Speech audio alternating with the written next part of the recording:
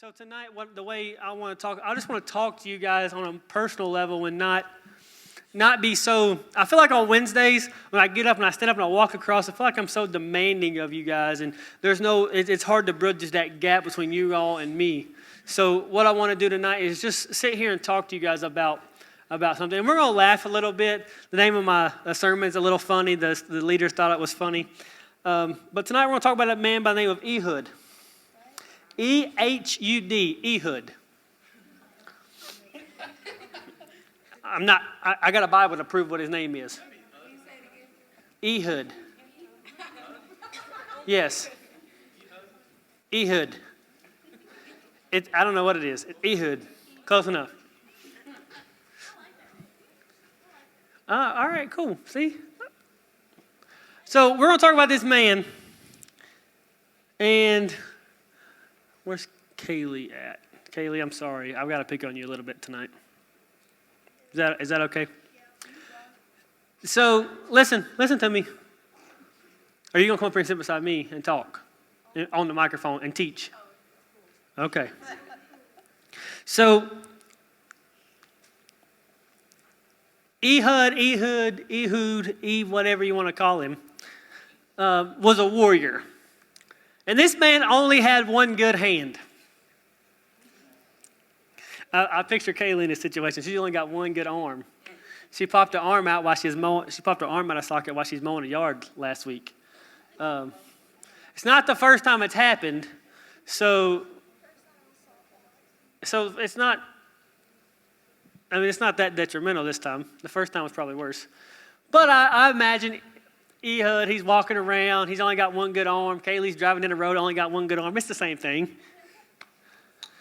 And then God says, I'm going to take this disability that people say you have and use it for my glory.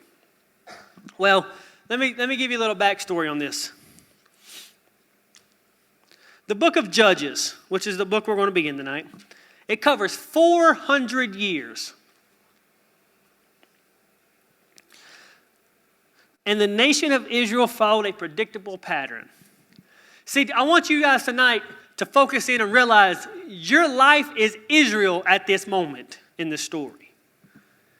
And over your life, I can watch your daily routine or your weekly routine coming here on Wednesdays and see you talking or playing on your phone or playing inappropriate music when I tell you to stop. And it's constant. Every week you're in a pattern, just like Israel was. Now, you can say yours wasn't 400 years, obviously, but yours has been 15, 16. We're Israel in this situation. See, they would serve God faithfully while they followed the strong leadership of the judges. They followed God when things were going good, just like we do.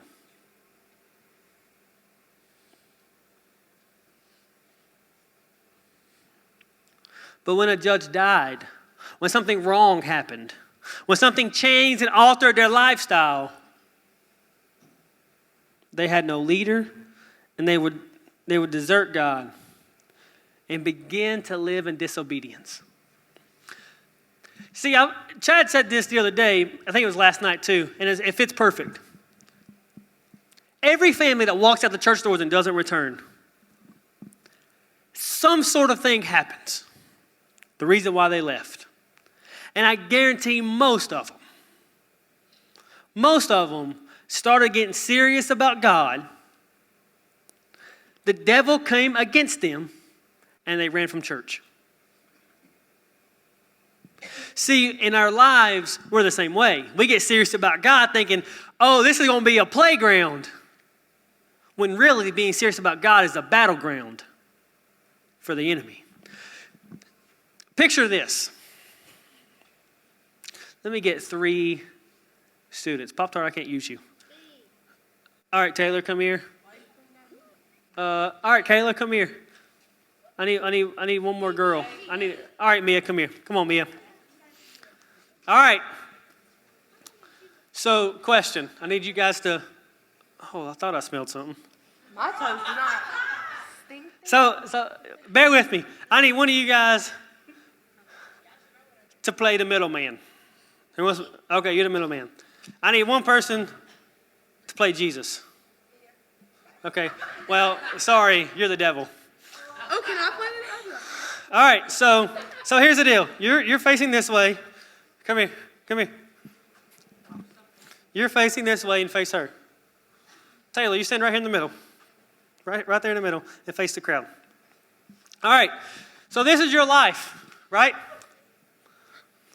So if she's following the devil's footsteps, she's turning this way, right? If the devil's going in this direction, no, you're Jesus, right? So she's going the same way the devil is, she's turning this way. Turn this way, turn this way, turn that way, face that way. Now, you step aside. Now you guys walk that direction. Walk. Okay, see my visual? Come back. You'll get it in just a second. Come back. Now you go back to your spot and you stay right there. Now, if she's following Jesus, which way is she going to go? That way. Yeah, that way. So you two walk this way and you walk this way. No. I didn't say go around her. Bump into it. Now, walk. I didn't. No, back up. You got to do it again. You actually got to hit each other. Go. There we go. Okay, so my picture is this. When we become a Christian, we think when we turn this way and do the same way Jesus is, we think this is just going to sit down over here and she's going to have a dandy life walking this way, right? But the reality of it is the devil's going to stand right here in your path and going to bump you. Every time you do something for Jesus, he's going to try to knock you off your tracks. Thank you, girls. You guys can have a seat.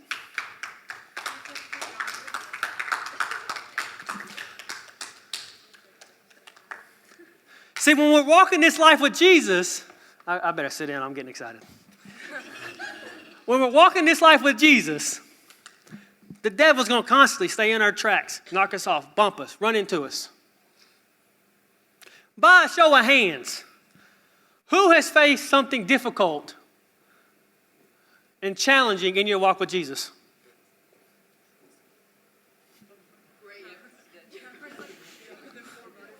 See, I don't care if you just got saved 2 weeks ago, 5 minutes ago, or 50 years ago for people like Harold in the room. It doesn't matter. My point is the devil is going to be in your tracks. I would pick on Terrell, but Terrell's not here. How many know Terrell? Yeah, Terrell. Oh, yeah. How many is friends with Terrell on Facebook? Okay. What is one thing Terrell loves to do? Go to country. Change his profile picture. Nobody said it. Trains. There we go. Trains. Okay. Shh. Listen, Terrell loves trains. Now, your life is a train track. You go one way or the other. Just like these girls right here. You either go with Jesus or without him. So if you go without him, the devil's not going to... Why is the devil worried about you? You're doing his work. Why? You might think your life is great. Nothing's ever happening to you, but I want you to evaluate your spiritual life because you might be following the devil and not even knowing it. Or you can follow Jesus and fight these battles on a daily basis. So, Ehud, what does his story teach us? This man didn't have a right hand. God says, I want you to lead these people. At this time, they are the lowest class in society if you had a disability of any sort. Right hand didn't work, left hand didn't work, only one leg. You were the lowest of the low. You were lucky to find a job. And God says, I want you to go take this portion to the king and do what I say when I get there. And he says, I want you to make a cubit long sword. Double-edged sword. That is about 14 inches, the blade. And he does it. And the way it worked, I want to stand up and show you this again. The way it worked, when you walked into the palace and you wanted to bring your money that your Israelites owed the king, you wanted to bring him the money that they owed for taxes or whatever, they patted down your left side.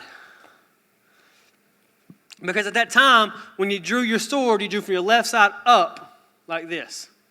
So when he walked in, he had the money in his hand. He had that 14-inch blade stuck on his right side because he's left-handed.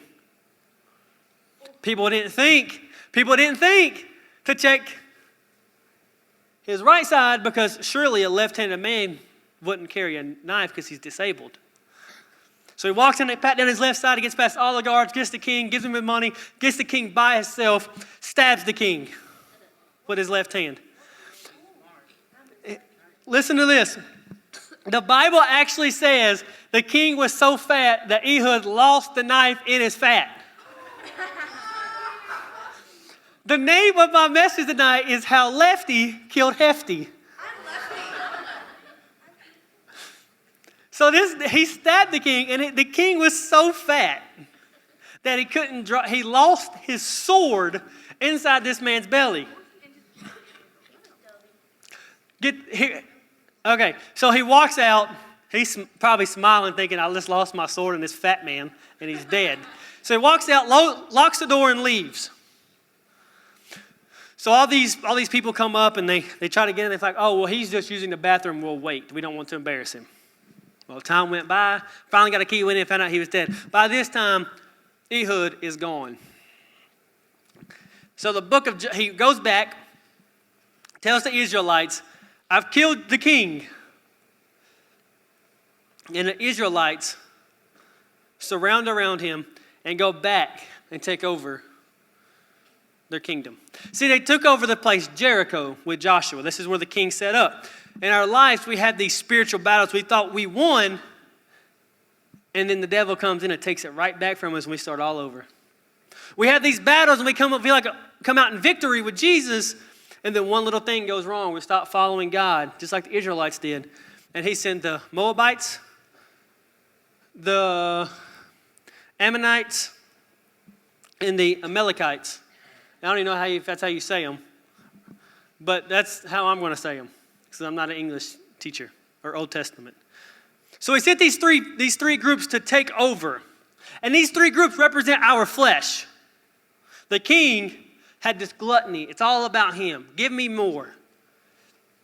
If you guys know anything about the Bible, let me make sure I get the right ones. The Amalekites are descendants of Esau, Jacob and Esau. If you guys know who that is, they represented the persistence of the flesh.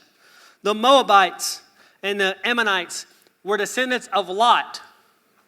Now, how this happened is Lot fled Sodom, and his two daughters got him drunk and decided they wanted to get pregnant by their dad.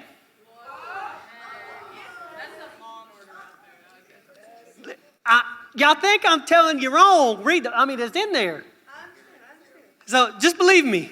So the two kids that were born from this was Moab and Ammon, which means they led these two groups. So Esau, Moab, and Ammon led these three groups and were the founders of these groups. Ammon represents the passion of the flesh, and Moab represents the power of the flesh. So every day, we're being attacked constantly by the persistence, the passion, and the power of our flesh. And we're Israel, and we have these same patterns going over and over and over. But see, in our lives, the society thinks that we're not going to be anything. We're not going to overcome anything. We can't because we have this disability. We don't have the perfect figure. We don't have the right height. We're not fast enough. We can't jump enough. We can't play the right instruments. And God says, I'm going to use that to lead my people to victory. God's wanting you to lead the fight, not through your strengths, but because of your weaknesses. God wants your weakness so he can use it to give you the victory. Everyone. See, I like the way this pastor, he didn't say disability, he said liabilities. See, everybody has these liabilities, he says. Things that will alter the perfect figure, the perfect person. Moses, tongue-tied. David was young. Paul was hated by Christians. Ehud couldn't use his right hand. We all have these liabilities, he says, that God can use to give us victory. So my challenge tonight is for us to stop making excuses for the things that we can't do right in our weakness and let God give us the victory through our weakness.